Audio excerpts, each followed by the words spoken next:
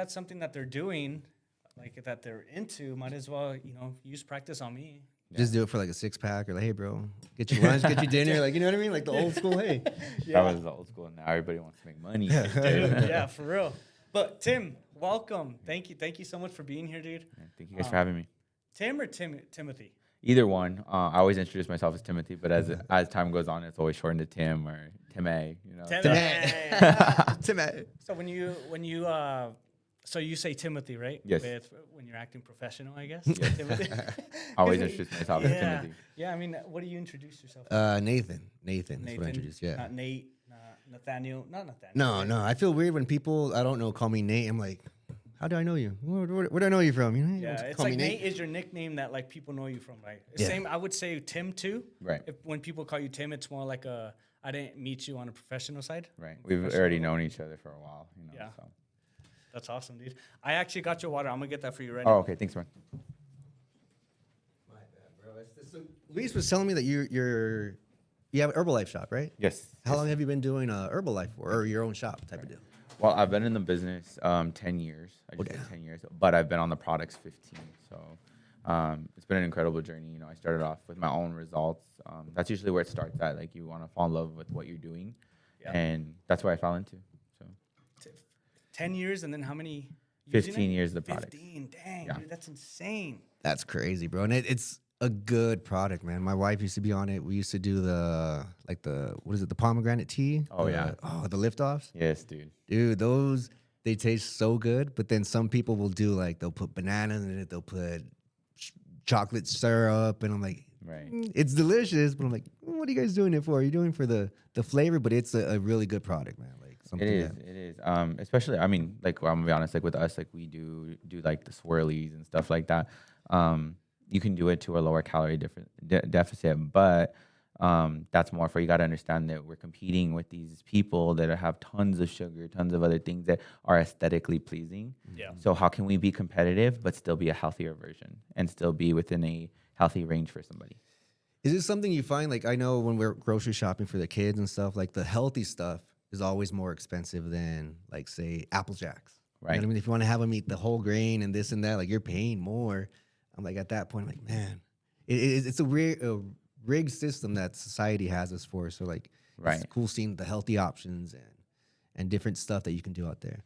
Right. And I you know what? And I thought about this. I've thought about that for a long time. I've been on my own journey for 15 years. And the biggest thing that I can share with you guys is that the reason I believe things are a higher cost is because nothing of value is given for free.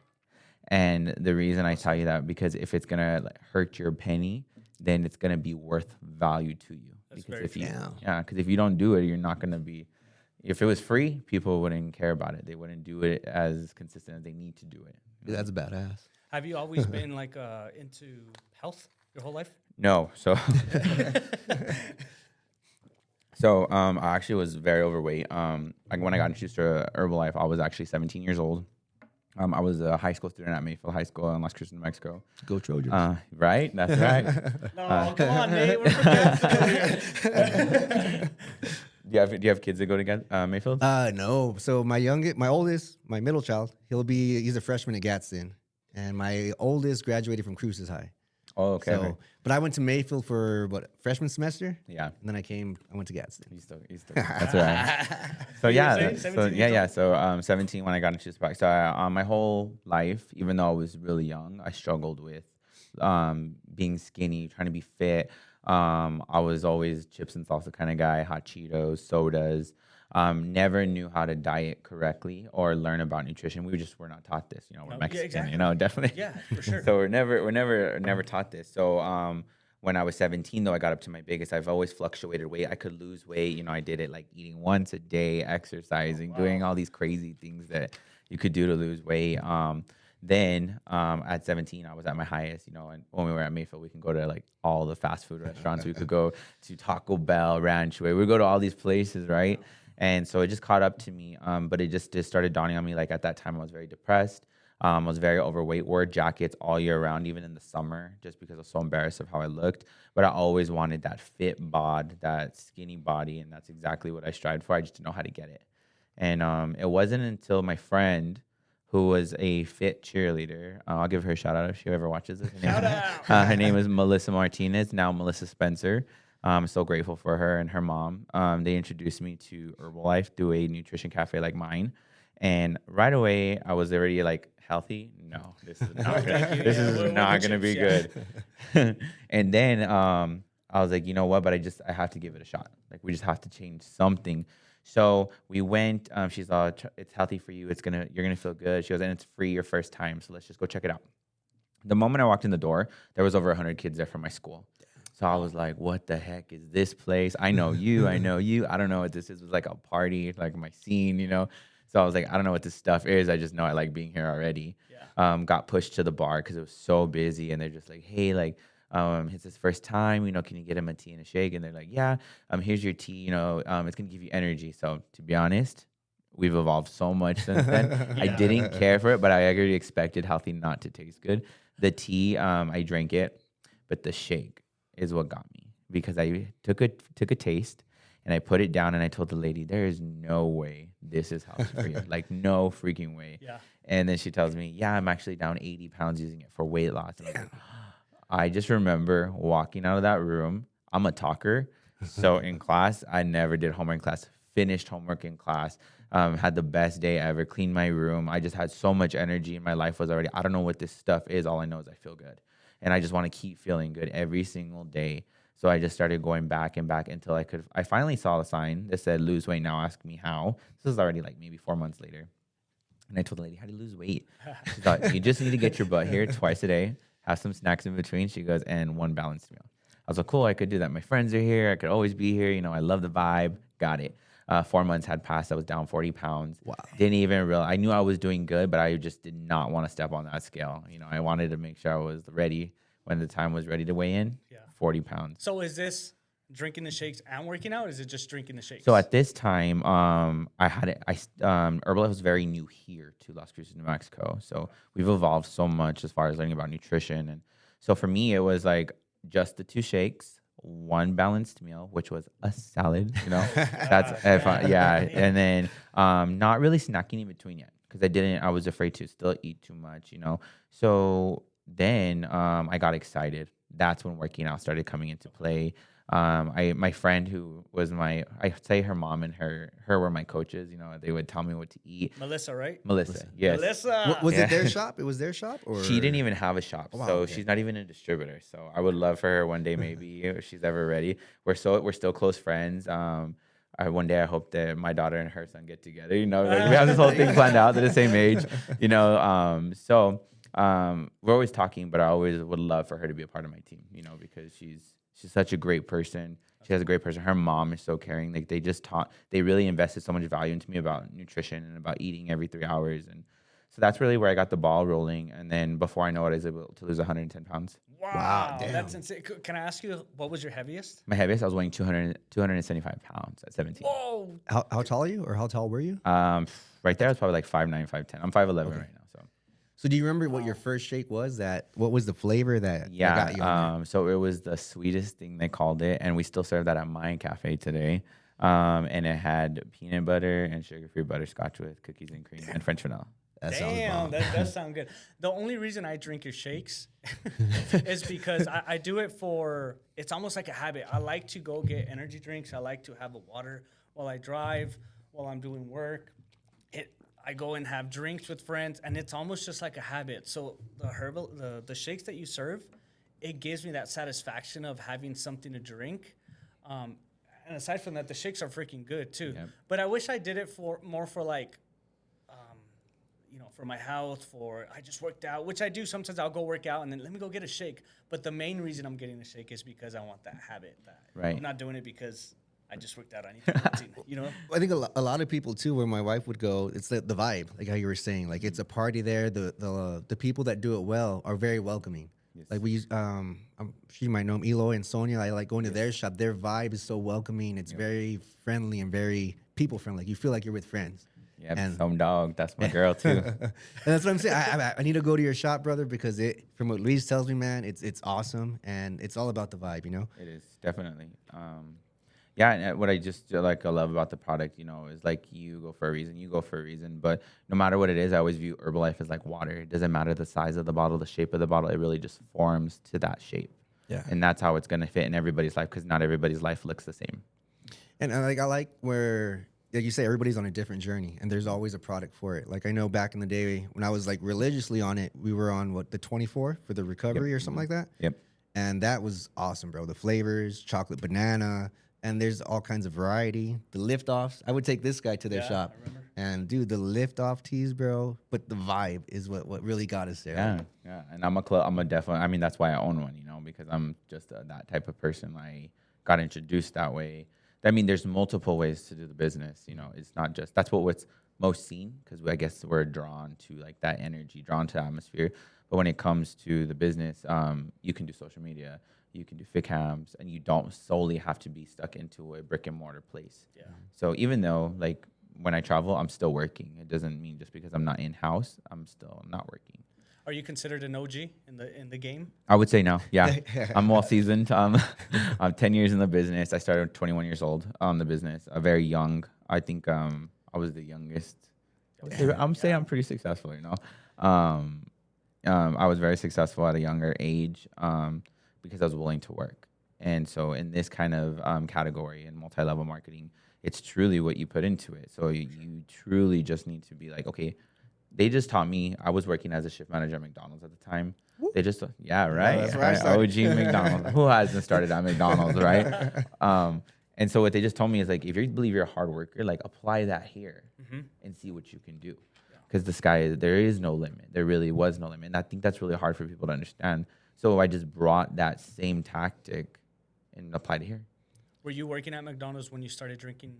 I was. So I was at McDonald's for 5 years. So the cool thing is I believe we come from a sickening work ethic.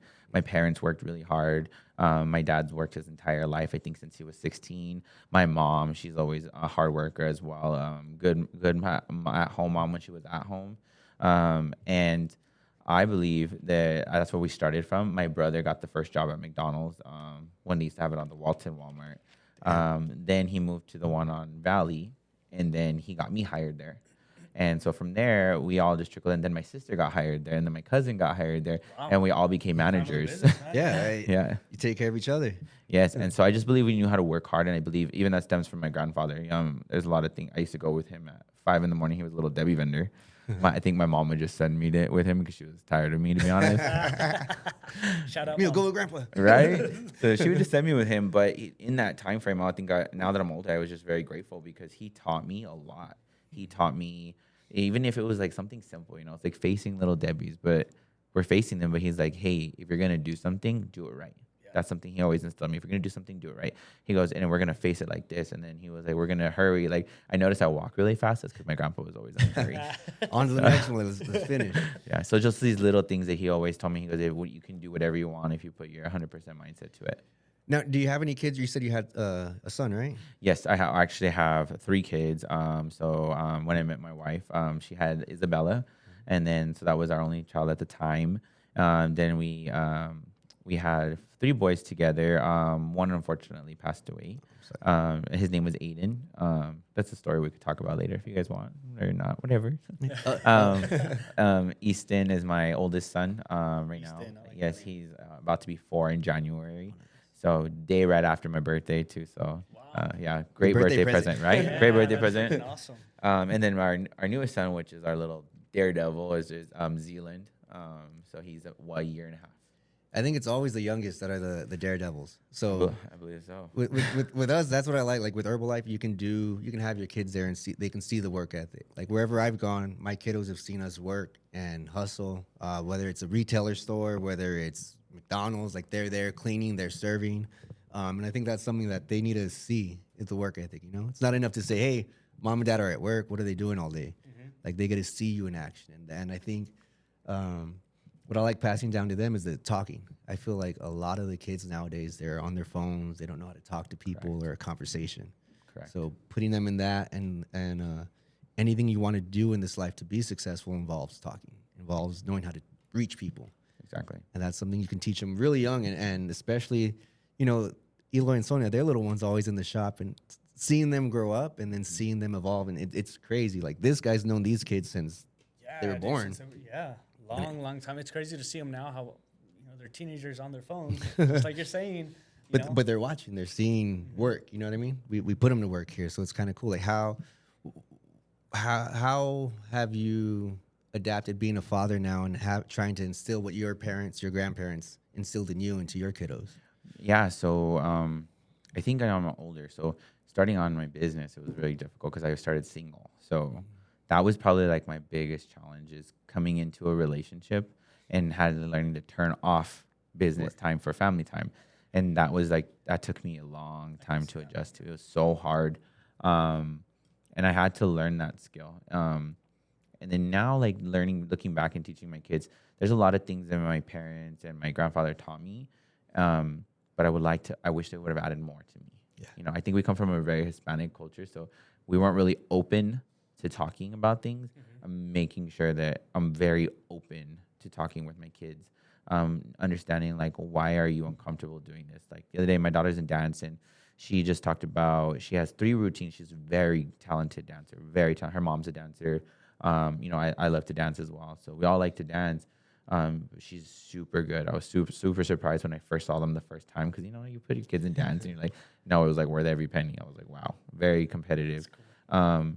Just seeing her and she told me, she goes, I'm in 3 dances this year for nationals. And I was like, oh, that's fantastic. And then she was like, no, it's not, like I can't remember all that. I said, why do you believe you can't remember all this? And just having that conversation with her, she's like, because it's a lot. And I said, look, let me give you a little demonstration. So when I was younger, I was in theater, and I told her I had to learn a script. I said, sometimes the scripts are this big, and I had a lot of lines to learn. I said, look, I'm comparing these two because there's a time frame where I had to be off book by. I said, and I couldn't ask anybody for line. I said, and I couldn't disturb the show either. I said, I'm letting you know that if you put your mind to it and you invest and you memorize it, you could learn it. So just remembering, teaching those things, like having those conversations that she can open up to me and be like, this is what's difficult for me. This is how I'm feeling right now. And so now I'm able to help her navigate through that. And I think you're right. Like our parents didn't care about our feelings back in the day. It's like, you're going to do what I say and do it. Like there's no feelings. And I think that's what we're adding on to what our parents did. Exactly. And I think, same goes for our parents, and their parents. And I think we just learn to get better as the years go. I think we can relate that to relationships too. I can guarantee your parents probably didn't communicate as well as maybe relationships nowadays communicate. Because it's just so much more important to express how you feel so that the other person can kind of understand you. And I'm just kind of throwing my parents out there for like an example. I can guarantee my dad wouldn't talk to my mom as far as like expressing their feelings or why he did this, what was the reason behind it. So not only we can apply it towards kids, but communication is key is what I'm trying to say. Yeah. And I feel like now we're in a society where we communicate all day. Like our parents back in the day, when your dad went to work or mom went to work, they didn't talk until they got home. How are you going to communicate? Yeah. You don't have phones, right? Nope. You're going to write them a letter. By the time they get the letter, it's already second day shift, Yeah, that is so true. And I like what you guys said about like relationship. I think me and my wife, I think she's never been with somebody such like a big communicator. And I am. I told her I will tell you the truth. You have to, bro. Even if it hurts. I said I will express how I'm feeling. And I think I drive her nuts sometimes because I do that. But also just learning that we can never over communicate. Exactly. Because we want to clarify things. I was just talking to one of my clients about this. So something had happened with her and her husband, and I was like, but the thing is, you can never over communicate. You can always communicate more and better in a different way. Mm-hmm. And communicate with the intent to listen, not to like, hey, let them do their thing. Let me speak my piece real quick. Right.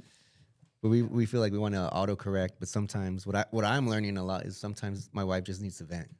She just needs to talk and have a trusting ear. And that's always my thing where I want to solve the problem, but I'm like, she just needs to say the problem. So, Yeah, exactly. So I'm like, all right, let me just listen and okay. I got you, babe. I got you. But don't close your eyes like that, though, because that gives off different vibes. You're going to be in trouble. 100%. Yes, I do get in trouble. Like, babe, I'm listening to you. I'm just 100% focused on you. She thinks you're falling asleep, bro. Yeah, exactly.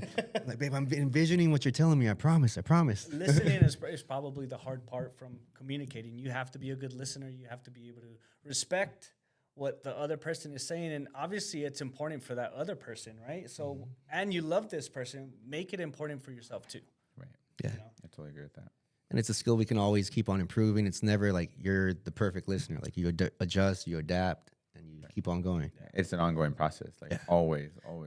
I'd rather see my kids see my son see me and my wife communicating rather than peace. I don't just leave me alone.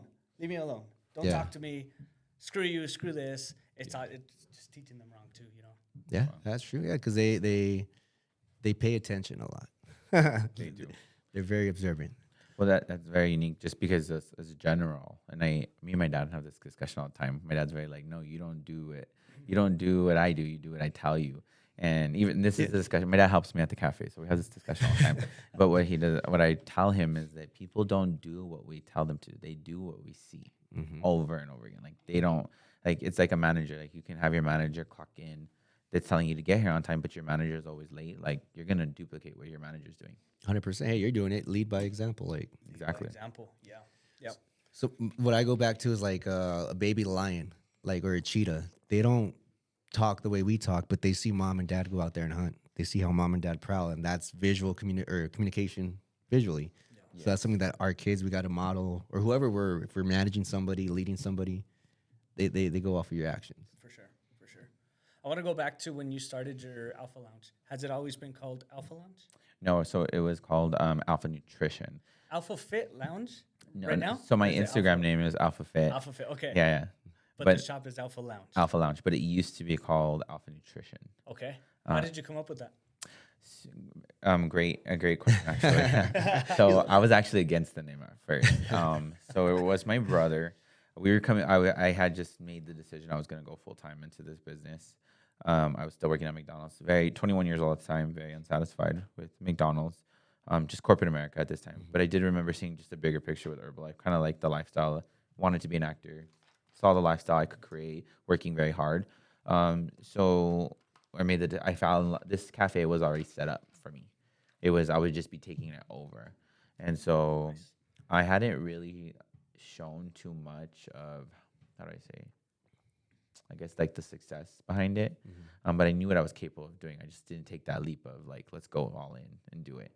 Looked at it. I told my dad I wanted to do it. And I was trying to see how I could do it if I kept McDonald's and then did it. So I was already thinking of names, and then I came up with like Eclipse, and I was like, no. And then we're like trying to all these like goofy names. Now that I look at, I'm like, they're so goofy. And my brother's like, why don't you name it Alpha Nutrition? And I was like, no, I don't like he's our Omega. And he goes, why not Alpha? And I was like, because I don't know, it's just like so basic, you know. And then so my friend at the time, who was somebody I looked up to, you know, I owe him a lot. If he's looking at this too. Down the road, his name is Jude Borman. He's actually my trainer right now. He's so knowledgeable, but also he had so much knowledge in the business that everything he taught me, I just went in and I did exactly that, and that's how I became successful. So he was your mentor? Yes. When I first fitness, he taught me how to work out, taught me about like macros, all that. He's always been very, very smart. What about the business side of it? When he was in the business? No, like Alpha Lounge itself, like actually making the jump in, I'm going to start my own club. That's got to be intimidating. Like, okay, the business side of it. Right. Who kind of mentored you into that? It was mainly him. It was a lot of people. Like, you know, my friends Lucy and Latoya. They're my mentors as well. They really just believed in me, you know. And it was Latoya that really just had this conversation with me. She's like, "You'll never know what you could do because you have a plan B and that's your job." She goes, "Because it's distracting you from plan A." She goes, "But see what you can do when you just focus on plan A." That's when I made the real decision to go full time. And also reading a personal growth book that just stood out to me. That's when I made that decision. But talking with Jupe is when I got that name Alpha. Okay. Like I was certain I was going to do it because we were talking and he said, "It's funny that you're saying Alpha." He goes, "Because I was reading this. I don't know if it was a podcast back in the day or something he was listening to." He said that this interviewer was being interviewed and he said, "Well, I only study alphas." And the reporter kind of took it as like, "Well, that's very sexist of you. You only study alpha males." Like he's like, "No, let me clarify that." He said an alpha is anybody who's going to go in there and be the best that they possibly can be, work on themselves day in and day out, and come out stronger and just be the best version of themselves every day. He goes, "That's what's an alpha female, alpha male." Yes. I was like, "That's it. That's 100%. The name." That's what my dad used to tell me. I don't care what you do. You want to go sell drugs. You want to go do this, go do that. Be the best. I don't care what you do in life. Just strive to be the best. I never sold drugs or anything like that. But that was the example he gave. You know what I mean? Like, if you want to go do that, be the best. Like, I got your back 100%, but just be the best. And that's something where, if you're not striving to be the best, why are you doing it? Right. Yeah. And I mean, that's such a great point. At first it was like, it's the stability of it too. It's like, at first, like, you see people doing it and then you're like, that's what I want. So I feel like there's always, in this game specifically, there's always a level to reach, which can be tricky because then you feel like you're never hitting that goal. But then I've learned is just to give yourself that, what's that word, grace, and be like, yo, this is where you are. You've done amazing, but don't forget you have the ability to go for more. And I feel like a lot of people, they see the success, but they don't see the work behind the success. Oh, yeah. So like I always tell this guy, like, when people try to like talk trash about Floyd Mayweather, he's flashy, he's this, he's that. I'm like, that guy puts in the work 24/7. Like, he eats healthy, he eats clean, doesn't drink, doesn't do that. So like people don't see that. They just see throwing money, they see the trash talk. And I'm like, a lot in this business, like you said, you get what you put in. Right. And people don't see the struggles. People don't see like, yo, I was struggling to pay the light bill, but I still stuck with it, and you saw the goal at the end. Oh yeah. So you said you were reading a book. What was that book that you read? So that book was Think and Grow Rich at the time, and one of them, I haven't completed that book still, but the chapter at that time was meant for me, which is very powerful. After I had that conversation with Latoya, I went home and I read it. They always encouraged us to feed our minds with books, and so I read it, and it said when faith is backed behind desire, the word impossible doesn't exist. Mm-hmm. And so I knew I had faith, at that time I've always been a big believer, like I can do, like I had faith in God, like we're meant here to win. We're put here to win regardless of what we're doing. And I said, so if I just back it up with my work, I said, this word impossible doesn't exist. That means I can make it happen. And that book that night made me give that decision. I put a 30-day notice into McDonald's. Yeah. That's powerful, insane, dude. I want to have something like that, like a sign, like you read a book and it just kind of called to you, and you're just gonna just jump straight into something. I've never had that experience with anything. Have you? No, well, no, not really. Like a sign, right? I feel like what he said when Latoya told you there's your reason you're not doing it is because you have a plan B. Right. You know what I mean? You got to give 100% of your focus to your plan A. Like, there's nothing else there. Like, you know what I mean? I feel. We've talked about doing a podcast for years, 5, 6, 7 years. And we always had an excuse. Oh, we're working. Oh, we don't have the equipment. Oh, this and that. Until you just do it. You know what I mean? And now we're trying to get consistently doing it, but it's something where we're improving too with like equipment and stuff. Our very first podcast, we did it at the park, right? Yeah, we just had one camera. We had no mics. We're just like, and we had drinking soda, lawn chairs, just completely, Got shitted on by a bird. That's right. Really? Dude, it was so funny. It was the perfect way to end the episode, but you just have to do it. Yeah, and it's something that you're passionate about. You know what I mean? If you're passionate about it, like what I tell the kids, like, yo, if I can do this all day, every day, and get paid, that'd be awesome. Right. And I mean, I love what you guys are saying though, and like just hearing you guys, but it just brings me back to like everybody has a day one. Your followers nowadays, like they're gonna see this, they're gonna see this one, they're gonna see the ones that were previous. They're gonna be like, at least you started and you had a day one. Look at you guys now. Exactly. Yeah. You know what I mean? Exactly. How do you build your clientele? How did you build it back then? Okay, so back then, it's relationship built. So this is 10 years ago. So it's 2014. Yes. Social media's out already. Yeah, was there social media? Social media's out. It was getting MySpace, the track was. It's starting to there. go. Okay. Yeah, it was getting. Facebook was main then. Instagram was somewhat. It was. You remember when Instagram was still like that tan, that tan color. Dude. Yeah. So it was like that tan color. It wasn't really too big just yet. At least on this side, I would say. I think more on the East Coast, it was picking up faster. Here, we believe in invitations. It's hand to hand, and it was like you have to be consistent with those every single day, and that's scary because there's times where I still get a little scared to do it, but I'm so good at it. I'm only so good because I've mastered it. So, and I've thrown myself. How I started, I used to just tell people, here, come get a shake. Here, come get a shake. Yeah, that's how I started. And it was like, now that I look at it, I'm like, dude, no wonder nobody came in at first, And then it was like, okay, how can I get better? And I believe I think theater for that because I learned to create self-critique because if I wanted to be a better actor, I needed to learn how I can be better in this character. Now I'm like, how can I be a better character in this? applying that same thing. How can I be a better character at being an inviter? And how can I do this? So I just started throwing myself in front of people. I'm like, I'm already here. I'm not going to make myself look like a fool. Yeah. Yeah. So I started doing that. Started doing like 10. And it wasn't even a matter of the number. What I believe is that I always say God's taking notes. And so it's just a matter of the consistency. Dude, I'm glad you say character because like I always feel like when I'm scared as hell to do something, just pretend. Tell me we're acting. Tell me we're recording. I got you, bro. I'll be whatever you want me to be. But like in theater, they say, was it Shakespeare or somebody? Everybody is a character and they play their part. Yep. You know what I mean? And that's Players. Yeah. it is. And like that's just how I've always seen my life as a movie because I've always wanted to be an actor. And so just seeing like when I picture something, I'm just like filming a movie in my head. And I always tell people we truly are directors of our life. You know, we decide what scene we want to cut out of our life. We decide people that we want to cut out of our life. We decide what we put into our life. So we truly are directors. Yeah. So that's just how I've always seen my life. And that's how I started with that was the invitations. And I just got better and better and better and better because I've been so consistent. Without that consistency, it would have been just as scary as it was 10 years ago than it is today. Is the dream still to be an actor? Down the road, yeah. Actually, it is. It is. Maybe not as much as I believe. I believe God put me here for another reason. And I believe because I got pretty close a couple of times to even go to nationals and get scholarships. And Dang, I think that's cool. I think I just was always meant to do this instead. But this is still a vehicle. I still would love to write. I've written monologues. I think writing my own play, writing my own TV. I wanted more of TV actually. I've always done plays, but TV was really where I was heading towards. The goal is to write, produce, direct. I call it a Clint Eastwood lifestyle, because he has it all on his own. It's all innovation. Why do I need to go get loans when I have the tool right here that's paying for the bill on the backbone?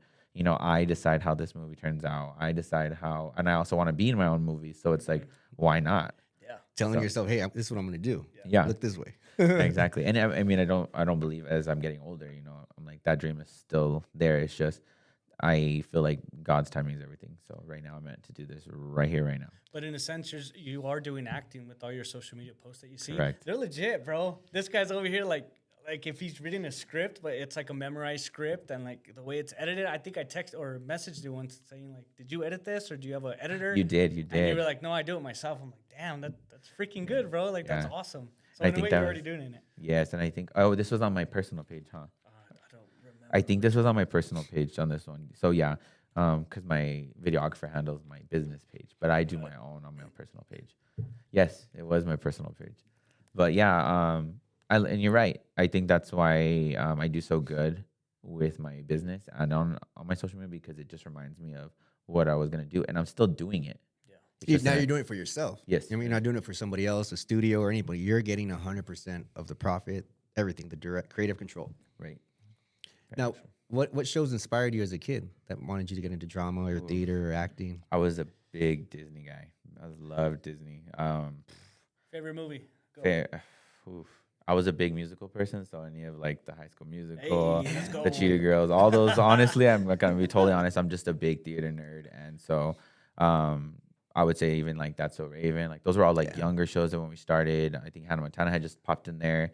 Boy Meets World is probably my favorite, and I really love those type of characters. I don't know if you guys ever watched that one. Yeah. I love them because if you look at today's shows, they can't get as real as they were back in that day. Mm-hmm. And on Boy Meets World, it is like real legit things that happened. And today they try to overdo it and be too comic. And I don't feel like it's the same connection. Like even in Full House, and they made Fuller House. There was nothing compared. They made Girl Meets World, and it was nothing like Boy Meets World and Full House. It's not as funny, right? It's just like not genuine or something. Right. And that's what I liked is those were like genuine shows that you could like, wow, Like it made you feel a certain way. Yeah. About like it was sad that they were breaking up. It was sad that they're going through this, or this is real life things that happen. It made you just want to keep watching. Like it evoked an emotion. You know what I mean? Yes, I feel like there was more connection in me specifically. I don't know about these kids nowadays, but you see them and you're just like, they're just trying way too hard, or like even their acting. It's like, man, you were just so good, like back in the day. Like, what happened? Why are you trying to overdo it? Yeah, they didn't evolve, or they're still trying to do that deal. Yeah, like, I think they wanted to look more like a sitcom or like just something like overly funny. Yeah. Or they make it too cheesy, like Too cheesy, yes. Yes. I don't know if you guys have seen Fuller House. No. Yeah, I saw How many episodes are there? Or seasons, I mean, from the My daughter Fuller watched House? a lot. I think there's like in Fuller House. I think there's like 4 or 5. Okay, or I saw like 2, I think. 2 seasons. Yeah. Did you watch Boy Meet World because of Topeka? Topanga. Topanga. Dude, yes. I was like, Yes, see dude. something. I mean, who wouldn't want to watch Topanga? To be honest, So, I mean, she's always been a beautiful girl. They always put. Have you ever seen those on Facebook where they post like, "Who would you have to get rid of?" And everybody's like, "We just want Topanga." We'll be fine." Yeah. Give me that one. I'm good. Yeah, and I mean, like I said, they were just very talented actors. They were very. Yeah. You can tell. So since you said you're married, do you watch a lot of like reality shows with the wife?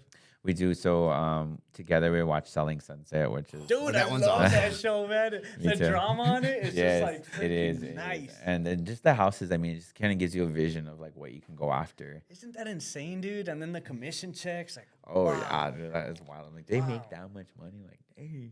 Now, do you think like a lot of that part is scripted? Like they do the regular job selling the house and then they create the backstory? Because I always tell my wife, like, I feel like a lot of this is scripted because like they have the perfect angle right when they're crying, and each angle there's no camera involved. Like, you know what I mean? I think that well, on this last season that we watched, one of the girls said that they let the cameraman know that, or they're filming me this day. So if you want to meet up at this time. For the drama? Yes. Yeah. So I'm not saying that it's scripted, but they do let them know like there's highlights in their moments of life where things are gonna happen. Because like, I feel like, dog, if you're always arguing with your coworker or your friend, I'm like, dude, I'm gonna cut you out, bro. I'm not gonna keep on arguing, like yelling like the housewives. Like, bro, I just want to go out to dinner and have drinks. Then again, it's a character that they're playing too. Yeah. I think they lose themselves. If you go back to like season 1 and you see like even what they're wearing, how they act, how they present themselves, it's like these are normal people. Mm-hmm. But now season 2, 3, 4, whatever they're on, they're playing a character like we talked about earlier. They're just I forget their names. You're Bree on this show. As soon as we hit action, Bree comes on. Right. Once you're not, live, okay, maybe I go back to being normal. Let me ask you, why'd you pick Bree? Same reason I'm thinking the same here, bro. That was just the first one that popped up. That's funny, bro. I was like, Have you watched the challenge? Is that the ones that were on MTV? Yeah. Yeah, we used to watch them all the time. My brother was always into them. I haven't watched them in a long time, No. but dude, we got a guy from El Paso now on the challenge. oh really? So yeah, there's one of us. His He's name's one of us. he's one. Yeah. One of us. Well, Horacio is his name, so it's funny hearing them say his name. Horacio. Horacio. What's Oh, the wow. weirdest thing people have called you? I know Tim is kind of easy to say, Tim or Timothy. I mean, that's really the only way to say it, right? You any like Mexican uncles that would call you Teme or That- like how would No, my uncle used to call me Clyde. I guess because it was like, I had big ears. So like I don't know if it was like a character. I don't remember what it was, like a monkey that had big ears. So he'd call me Clyde. Funny. But I think the weirdest name is Othie. Othie. Yeah. That's what Oh, 'cause called they you, live with Othie. T. Yeah, because I'm Timothy. But instead of Tim, she called me Othie. So that's probably like the weirdest name. Or I get called Jimothy sometimes because my middle name is Joseph. Okay. So I have another girl I at my like place. Othie. That's cool. That's cool. Different. They're like, and then a lot of people tag me, and I don't know if you guys have seen it on Facebook, but they're like, Tim, and they're like, why do they not call him Othie? I was like, yeah. That's cool. So we get that all the time. Dude, I have a cousin named TJ, and he's Timothy Joseph too. Like, is it like a common pairing with Timothy and Joseph? I Like, actually don't know. My mom just said she always loved Timothy and then Joseph, and then yeah.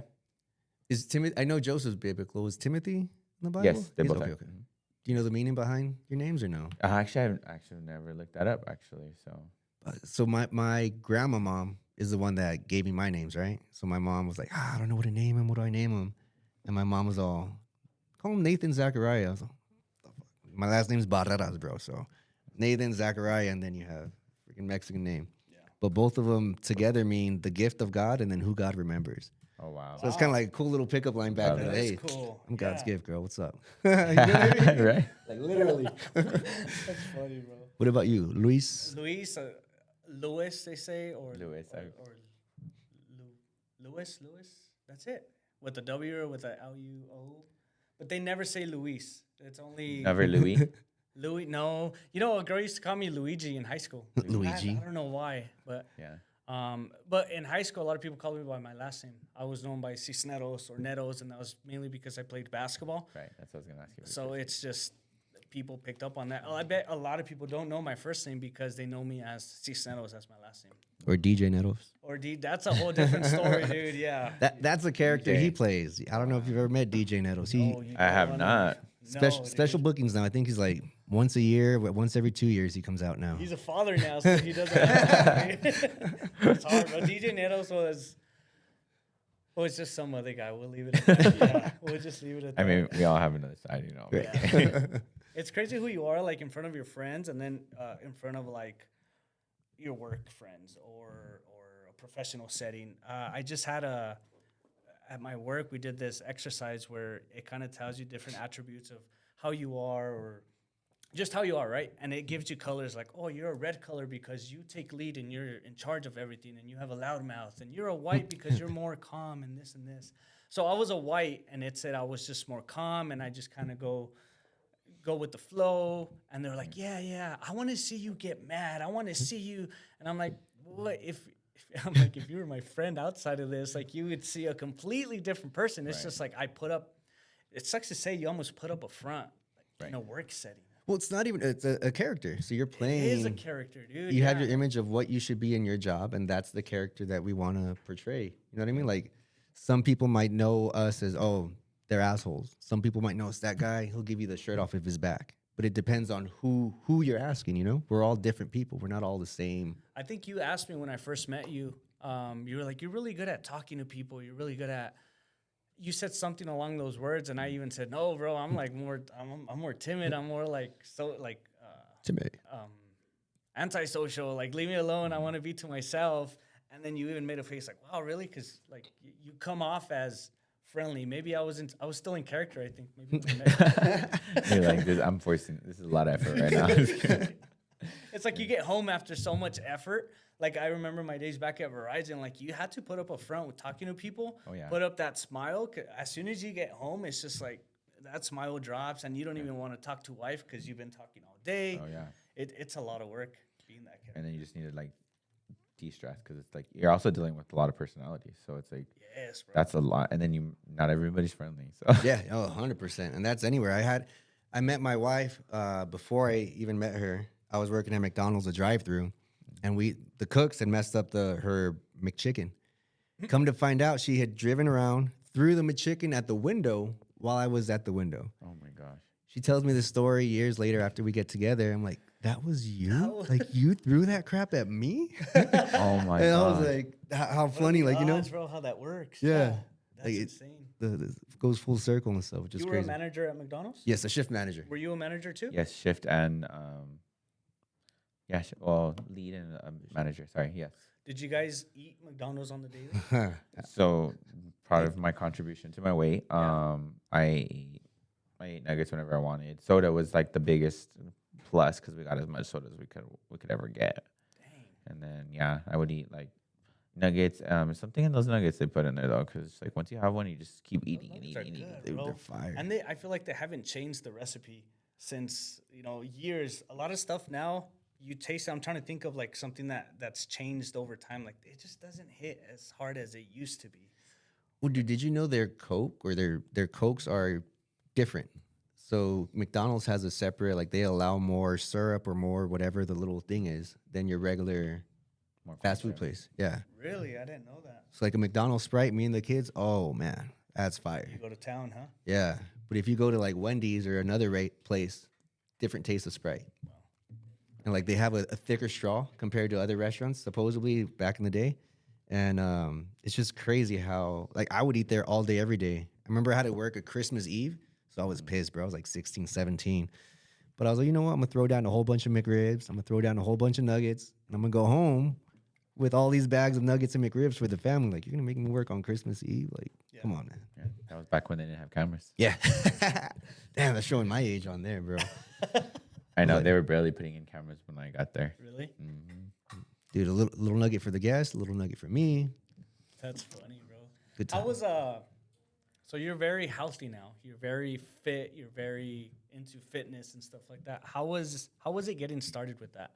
How many times did you fail? How many times did you say, screw this, I'm too sore, and then you're back to square one? Like, you go maybe a week of working out, because that happens to a lot of people. A lot of people maybe go a little too hard where it's not maintainable, and they kind of, you know, they just say this sucks. I'm not doing it again. But then a month passes, they see an influencer online and they see how jacked they are, and they're like, I want to be just like that. I'm gonna buy protein, and then they start that whole week again, but they go a little too hard. How many times did you fail? How hard was it? So the thing about me is when I want something, I'm a 0 to 100 guy. Okay. I'm a big 0 to 100 guy. But over the years, especially this past 70 days, I have shifted because I am so 0 to 100 that I'll, like, when I got started, it was like all or nothing, you know. I'd have maybe a cheat meal once a week, maybe. And then it was like back at it, like boom, boom, boom. And then I would feel really guilty if I didn't have a standard that I met for myself.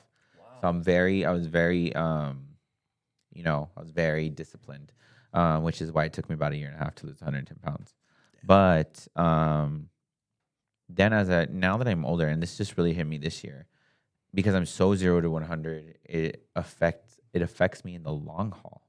Okay. Because I noticed it wasn't sustainable. Because if we had option A and they tell you this is the best route that's going to get you the best results, the fastest results, you have B, you're okay, moderation, you know, best results. I'm always going to choose A because I know my work ethic. But what I've learned is that because if I don't meet that, I hurt myself. I hurt myself emotionally. I hurt my confidence, and I know what I can do, so it doesn't become sustainable anymore. Yeah. And so I started noticing that with my eating because I had already lost a lot of weight. You know, as my journey has done, I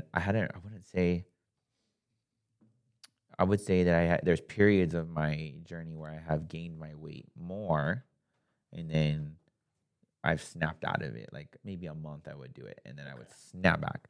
This time, I think after losing our son and just stuff like that, it really affected me emotionally and through food. And this has been a 5-year journey. I'm being authentic about that. Wow. 5-year journey. And that really had affected my eating. And that was my most disciplined thing. That's one thing I always pride myself. I was very well disciplined. Okay. So that was one skill that kind of like knocked me off. Not disciplined. Then I started the 75-day hard.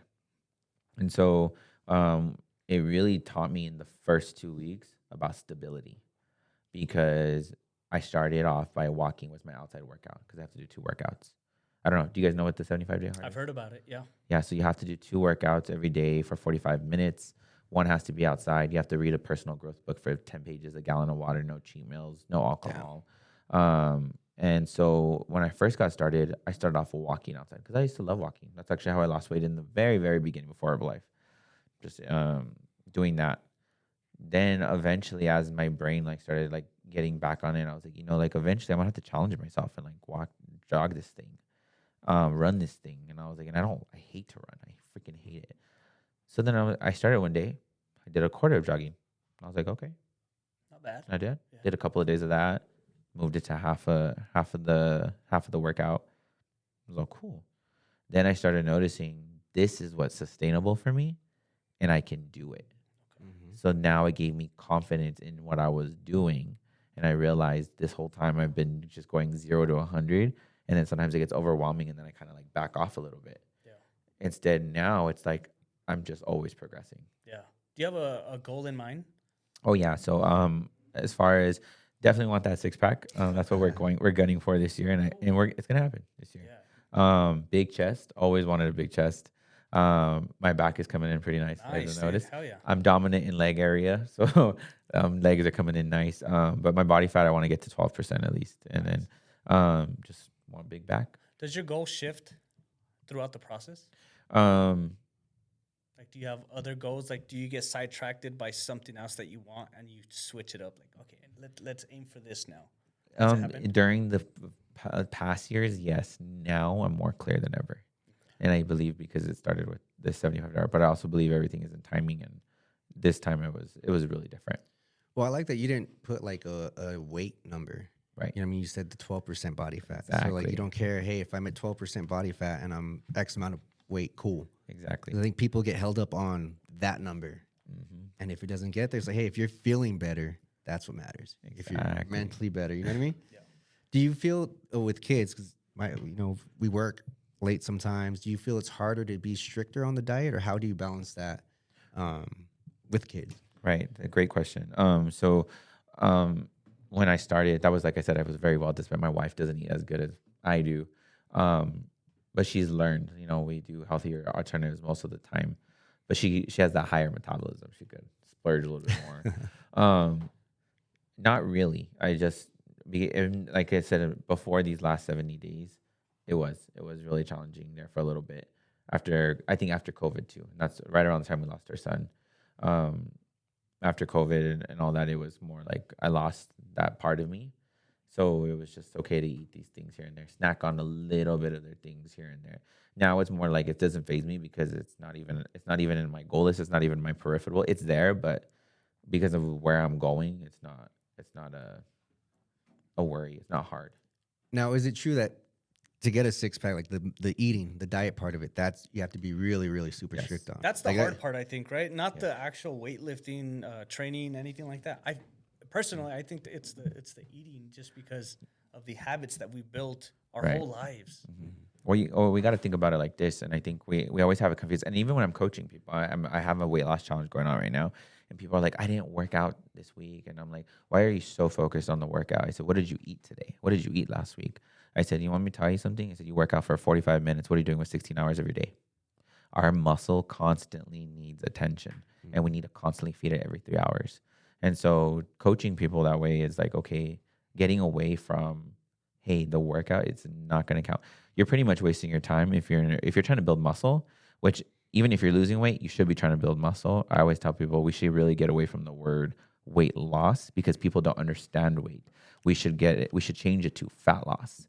And we always want to maintain muscle. And guess what? Muscle is a pound. So we need to get away from looking at the weight. We need to get on compensation scales, look at the body fat.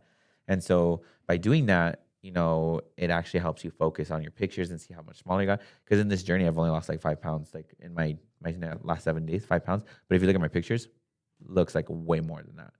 So I just learning that your eating is going to control your muscle, which is also going to help your abs grow, which is also going to help you lean out and be smaller. Are you hard on yourself when you look at your body? Or do you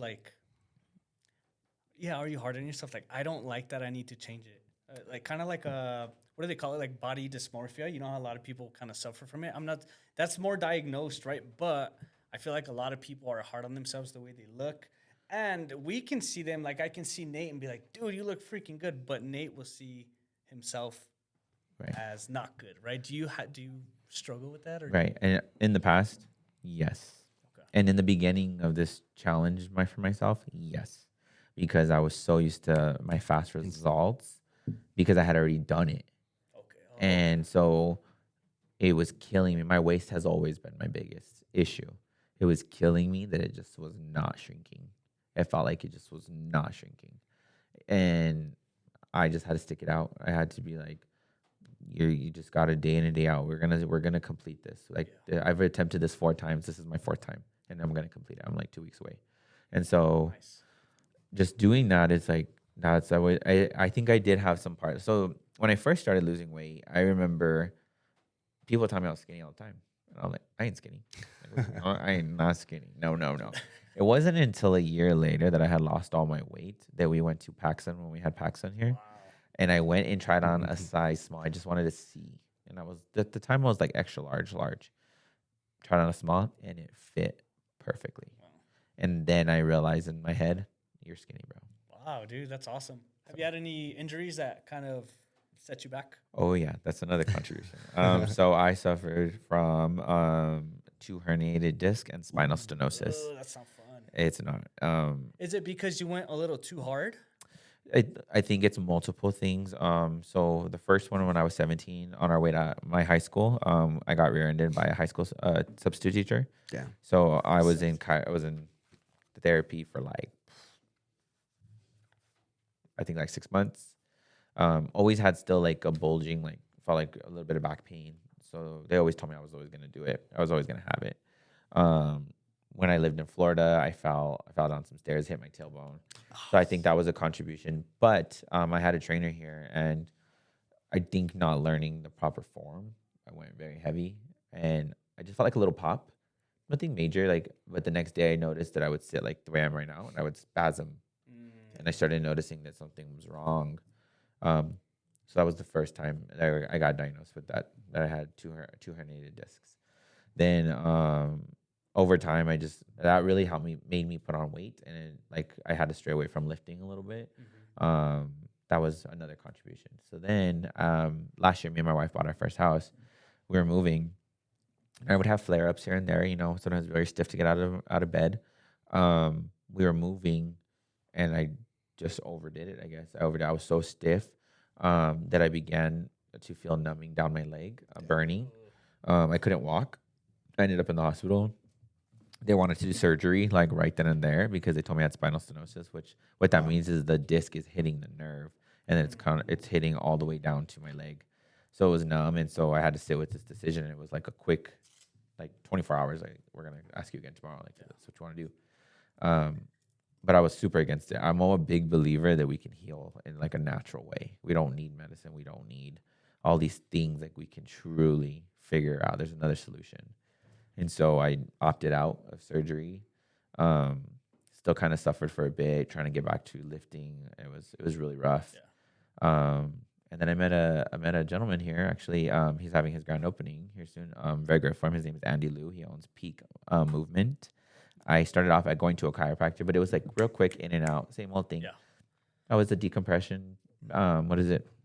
You guys know what they are? They're like they pull your back apart. Like they stretch you, like the old school torture stuff? Yes, they stretch your back. Some days it would help, not going to lie.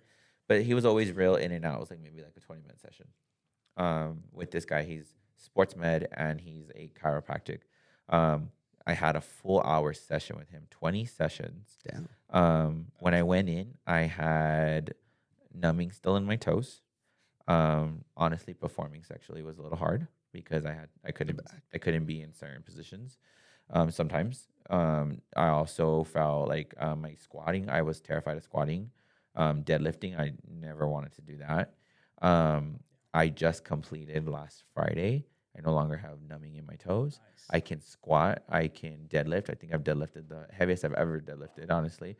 My form is great, and I've learned so much from this gentleman. I'm so grateful for him. He's like one of my great friends now. I saw videos of you doing the squat, doing the deadlift. It's amazing, dude, like how much weight it's just throwing up, and it's just amazing seeing you do all that stuff and changing your life. It's awesome. But I want to end it on this, if it's okay. Yeah. I want you to tell somebody... Look at the camera and tell someone who is, I know, right? Look at the camera and tell somebody who's looking to change their life in a more healthier way. Give them advice as far as like, where do they start? As far as maybe a fat loss, maybe they want to get bigger. They just want to make changes in their life to become a more healthy individual.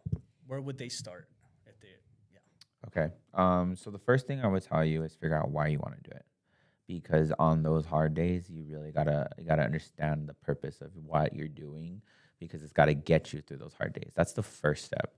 The second step is really understanding nutrition. There's so many fads out there. Learn the basics that you do need proteins, you do need carbs, you do need fats, and you need vitamins and minerals, and you need all of this inside of your diet daily. Also, take yourself out of an environment that's got you to where you've gotten. A lot of people like to go party. A lot of people like to go out to eat a lot. Sometimes you might have to step away from all that so you can create this person that you want to become, because your environment is everything. I like it. Beautiful. Hell yeah. Tim, thank you so much for being here, dude. Of course. Thank you. Appreciate you, man. That's a wrap.